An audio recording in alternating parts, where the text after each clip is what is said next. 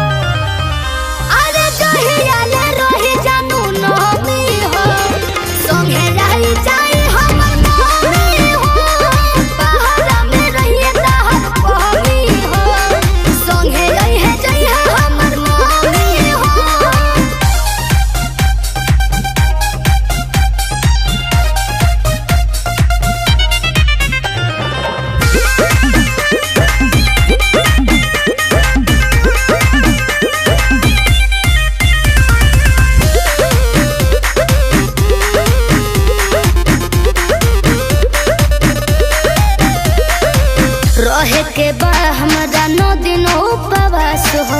अब की के पूजा करब मैया जी के खास हो।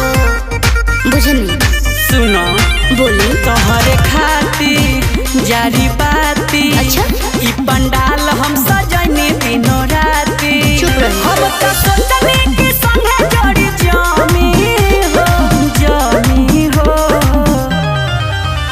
अरे कहिया ले रही जानू नमी हो।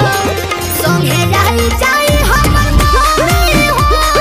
पहाड़ा में रहिए तहर पहमी हो। संगे रही जाई हमर मम्मी हो।